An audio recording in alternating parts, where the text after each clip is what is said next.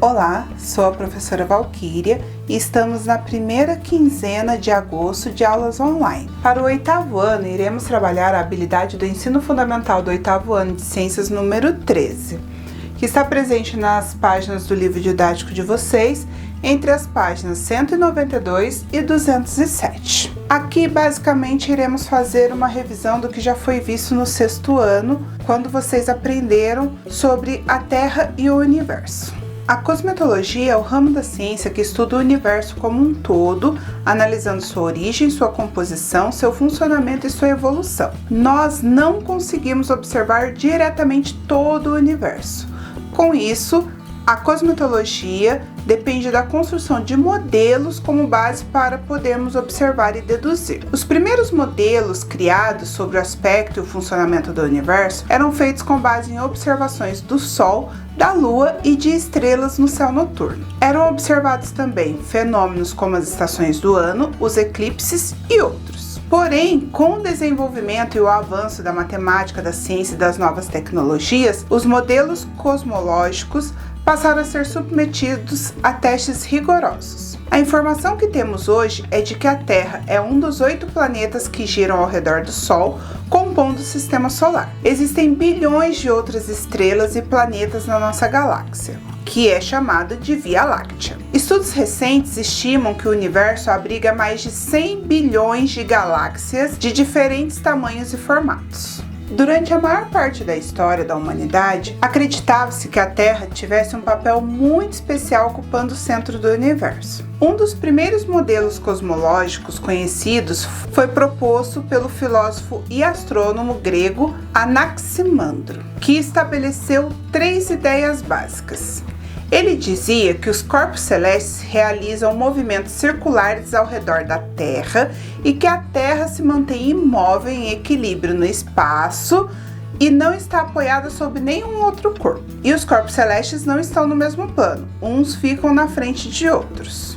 Para ele, a Terra estava no centro do universo e os demais astros giravam ao redor dela. As estrelas estariam em um plano mais próximo do nosso planeta, seguidos da Lua e um pouco mais distante o Sol. Essa ideia teve grande influência nos modelos da época, porém não se podia testar para ver se aquilo realmente era o que acontecia. Hoje nós sabemos que essa ideia está errônea e que a Terra não é o centro do universo. Outros pensadores que também propuseram alguns modelos onde a Terra é o centro do universo, chamado como modelo cosmológico geocêntricos, foi Aristóteles. Para Aristóteles, o universo era dividido em 2 regiões, uma zona sublunar, que é abaixo da Lua, e outra celeste ou supralunar, que é acima da Lua. Para ele, a Terra ocupava o centro do universo e tudo que existia no mundo sublunar,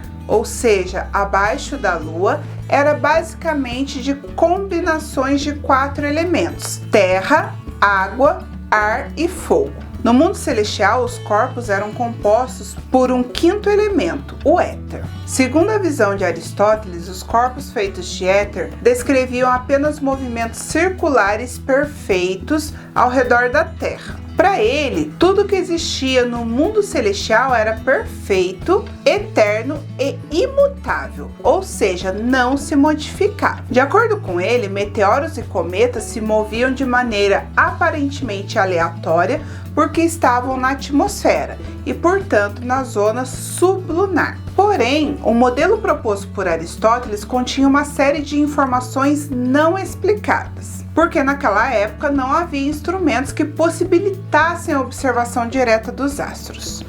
Um dos fenômenos já conhecidos que esse modelo não conseguiu explicar foi o movimento dos planetas. Naquela época, acreditava-se que existiam 2 tipos de estrelas: as fixas, que mantêm suas posições uma em relação às outras, e as errantes, que se moviam em relação às demais. Hoje, nós sabemos que essas estrelas errantes são, na verdade, os planetas. Alguns séculos depois, o astrônomo grego egípcio Ptolomeu propôs algumas mudanças no modelo geocêntrico. que explicavam o movimento dos planetas. Em sua proposta, Ptolomeu disse que a Terra estaria no centro do universo e seria rodeado por diferentes esferas ou orbes, as quais os astros estariam fixados. A Lua estaria no orbe mais próximo, seguida por Mercúrio, Vênus, Sol, Marte, Júpiter e Saturno, cada um em seu respectivo orbe. As estrelas fixas estariam na esfera mais externa. Esse modelo foi predominante por cerca de 1700 anos e foi abandonado apenas no século XVI. Ao longo de todo esse período, as observações astronômicas foram se tornando mais precisas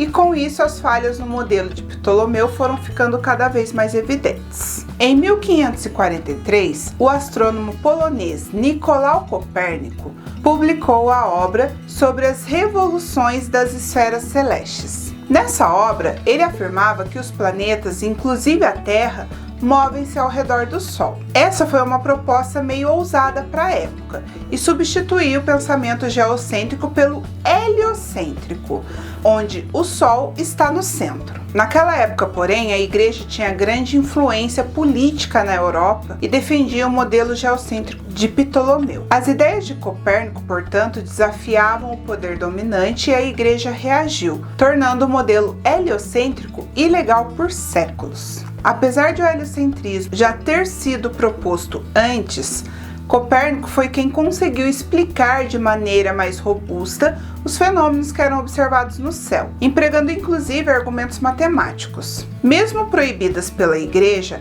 as ideias dele se tornaram influentes entre astrônomos e entraram no currículo de universidades. Essa proposta não foi aceita imediatamente. Mesmo fora da Igreja, muitos intelectuais se recusavam a aceitar a noção de que a Terra não era o centro do universo, o que de certa forma tornava menos especial. Outro fator que contribuiu para atrasar um pouco essa aceitação da ideia heliocêntrica foi a falta de exatidão nas precisões feitas com base nesse modelo. Esse problema só foi resolvido no século XVII, quando se descobriu que a órbita dos planetas ao redor do Sol não é perfeitamente circular, mas elíptica, como um círculo mais achatado. Nessa época, o astrônomo italiano Galileu Galilei introduziu o uso de telescópio para a observação do céu, iniciando uma revolução na astronomia. Com relação ao Sol e à Terra, nós aprendemos há muito tempo que diversos fenômenos naturais se repetem em ciclos,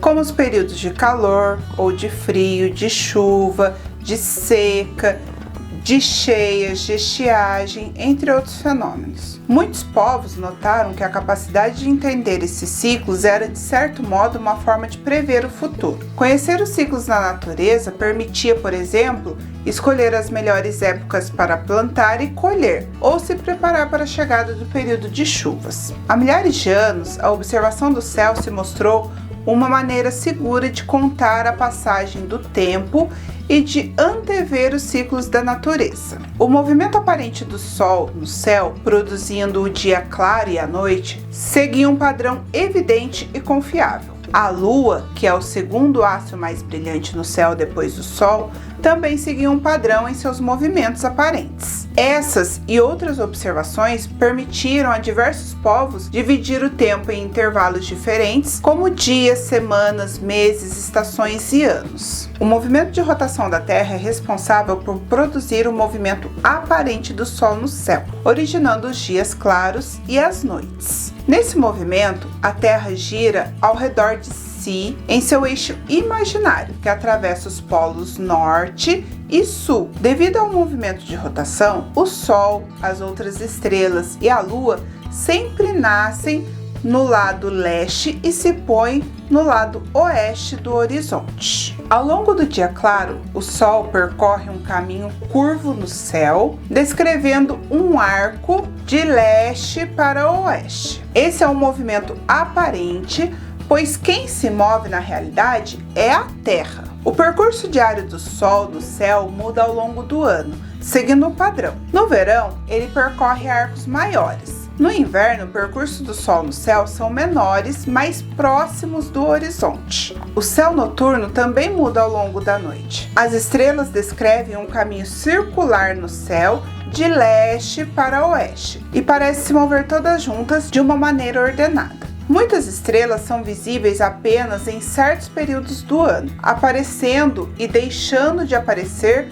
seguindo um padrão que se repete anualmente. Diferentes povos agrupam as estrelas no céu noturno em figuras imaginárias e constelações. O aparecimento de determinadas constelações no céu noturno podia indicar a chegada do período de frio ou a melhor época para a colheita, por exemplo. Para completar uma rotação, a Terra leva cerca de 23 horas e 56 minutos. E esse período nós arredondamos para 24 horas, que é chamado de dia. O movimento de translação permite a existência dos anos, onde a Terra percorre uma órbita ao redor do Sol. Esse movimento se repete aproximadamente a cada 365 dias e 6 horas, que é arredondado para 365 dias ou 366 dias no caso dos anos bissextos. Lembrando que o ano bissexto é aquele onde nós unimos essas 6 horas restantes para formar um dia a mais, que é o dia 29 de fevereiro. O astrônomo alemão Kepler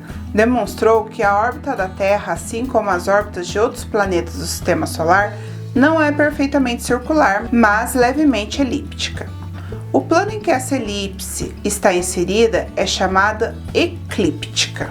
O eixo de rotação da Terra é inclinado em relação à eclíptica, e essa inclinação não muda ao longo do ano. Se imaginarmos o eixo de rotação da Terra se estendendo em linha reta para o norte, ele sempre apontará para a estrela Polaris, não importa a época do ano. Essa inclinação do eixo de rotação em relação à eclíptica é responsável pela existência das estações do ano. Ela também explica o fato de as estações serem invertidas nos hemisférios norte e sul. Em dezembro, por exemplo, boa parte do hemisfério sul está inclinada para o Sol e por isso recebe mais calor. No hemisfério norte, por sua vez, está menos inclinado para o Sol e, consequentemente, recebe menos calor. Nesse período, inicia-se o verão no hemisfério sul e o inverno no hemisfério norte. Em junho, essa situação se inverte. Começa o verão no hemisfério norte, pois boa parte desse hemisfério fica voltado para o Sol e, portanto, recebe mais calor.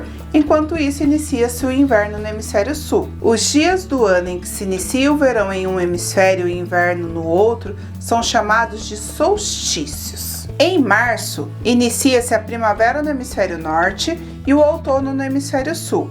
E em setembro ocorre o oposto, ou seja, inicia-se o outono no hemisfério norte e a primavera no hemisfério sul. Os dias em que tem início a primavera em um hemisfério e o outono no outro são chamados de equinócios.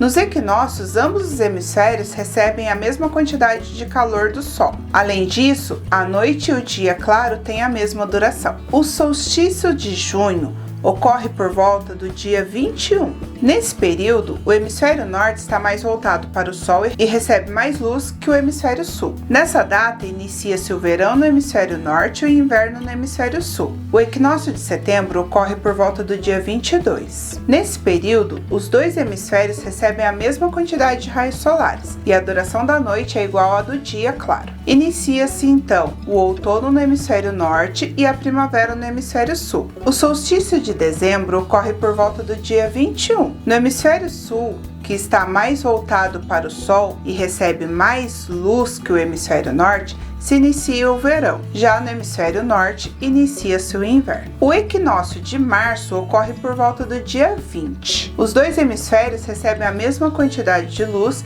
e a duração de noite e dia claro são iguais. Inicia-se aqui a primavera no hemisfério norte e o outono no hemisfério sul. Com relação ao aquecimento e resfriamento da superfície terrestre, temos que a superfície da Terra está constantemente irradiando calor para o espaço. Ao mesmo tempo, quando é iluminada pelo Sol, a superfície recebe calor por irradiação. O balanço entre a perda e o ganho de calor varia ao longo do ano. Quando é verão em um hemisfério, a maior parte dele recebe mais calor do que perde, e com isso as temperaturas aumentam. No inverno ocorre o inverso. A divisão do ano em estações mudou muito ao longo do tempo. O atual sistema com 4 estações começou pela Europa no século 17. Nesse sistema, solstícios e equinócios marcam o início e o fim de cada estação. Por ter se originado na Europa, essa classificação tradicionalmente apresenta as características das estações naquele continente. A primavera é a estação das flores e do tempo agradável. O verão é o período das altas temperaturas. O outono é a época da colheita e quando as árvores começam a perder as folhas. E o inverno é a época do frio e da neve. Porém, esse padrão só existe em algumas regiões do mundo, especialmente nas zonas temperadas. A maior parte do território brasileiro está na zona tropical, onde as estações do ano se apresentam de maneira diferente. Aqui no Brasil, nas regiões norte e nordeste, por exemplo, o inverno não é caracterizado pelo frio, mas pela redução das chuvas. O verão, por sua vez, está associado ao aumento das chuvas e às cheias de rios. Na região sul, afastada da linha do Equador, as 4 estações do ano apresentam variações de temperaturas mais amplas e se aproximam da caracterização europeia. Essa variação anual de temperaturas e chuvas pode ser representada por meio de um climograma. Os diversos povos indígenas brasileiros dividem o ano em estações que refletem as variações climáticas nas regiões que eles habitam. Na cultura guarani, por exemplo, o ano é dividido em tempo novo,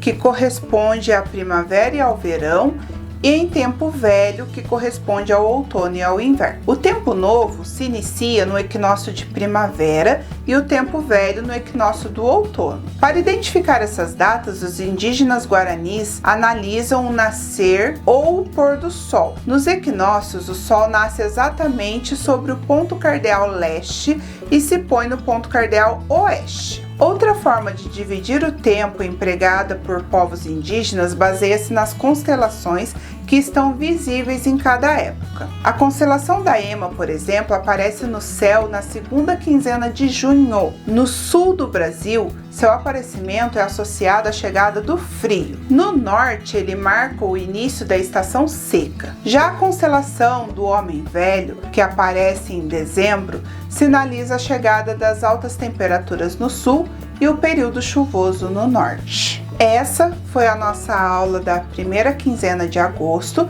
Espero que vocês tenham compreendido a matéria. Bons estudos e até a próxima!